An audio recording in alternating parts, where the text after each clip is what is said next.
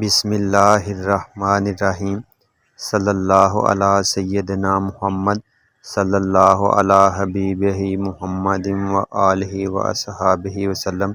تمام اہل اسلام کو السلام علیکم۔ میرے عزیزو، آج کا اہم موضوع ہے کہ درود پاک شروع میں پڑھنا کیوں مشکل ہوتا ہے۔ ہم شروع میں درود شریف زیادہ کیوں نہیں پڑھ پاتے؟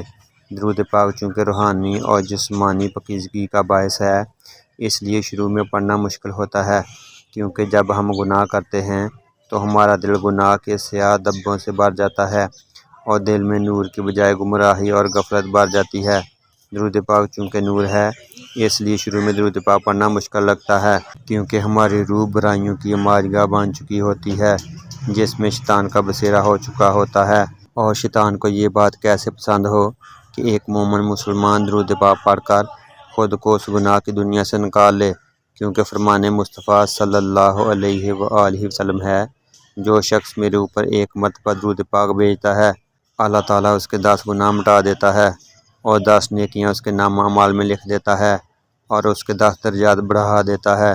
جب درود پاک پڑھنے والے کو اتنے زیادہ فضائل مل رہے ہوں تو شیطان کیسے برداشت کرے گا کہ سب درود پاک پڑھنے والے کو ملے؟ اس لیے جب ہم آغاز میں درود پاک پڑھنا شروع کرتے ہیں تو شیطان اس میں رکاوٹ بنتا ہے اور درود پاک پڑھنے سے روکنے کے لیے 100 طرح کے خیالات بہانے دل میں ڈالتا ہے۔ اکتاہٹ، بے چینی سی جسم میں اتر جاتی ہے، دل پر غم سا جاتا ہے۔ یہ سارے شیطانی فعل ہیں جو شیطان درود پاک سے روکنے کے لیے کرتا ہے۔ کبھی یہ کہے گا کہ ٹھہر کر پڑھ لینا، یا یہ کہ بس درود پاک پڑھ ہی لیا تھا، اتنا ہی کافی ہے، پھر ٹھہر کر پڑھ لینا۔ مگر درود پاک پڑھنے والے پر اللہ تعالیٰ کا خصوصی کرم ہوتا ہے۔ جب وہ درود پڑھنا شروع کرتا ہے، اللہ تعالیٰ اس کے نفس اور روح کو گندگی سے پاکیزگی کی طرف لے آتا ہے۔ آپ نے دیکھا ہوگا کہ اگر ہمارا موبائل ہینگ ہونا یا کوئی خراب کرنا شروع کر دے تو ہم اس کو سافٹ ویئر کے ذریعے اپڈیٹ کرتے ہیں تو وہ موبائل شروع میں آہستہ کام کرتا ہے، کیونکہ اس میں گندی یا وائرس زدہ فائلیں موجود ہوتی ہیں۔ جب وہ ریموو کر دی جاتی ہیں تو وہ موبائل درست ہو جاتا ہے۔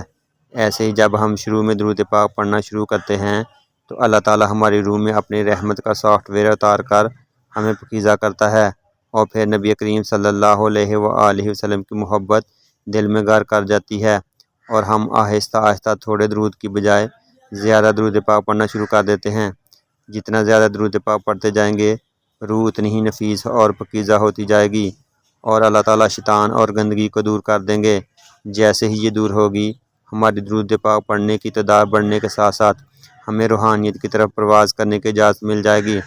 پھر قرب مصطفیٰ صلی اللہ علیہ وآلہ وسلم ہوگا اور اللہ تعالیٰ کے انعامات کی بارش ہوگی، جس کو درود پاک والے جاگتی آنکھوں سے دیکھتے بھی ہیں اور اس فضل و کرم کو اپنے اندر سموتے بھی ہیں۔ میرے عزیزو، اللہ تعالیٰ سے دعا ہے کہ ہم سب کو درود پاک پڑھنے، لکھنے اور پڑھانے کی توفیق عطا فرمائے اور استقامت عطا فرمائے۔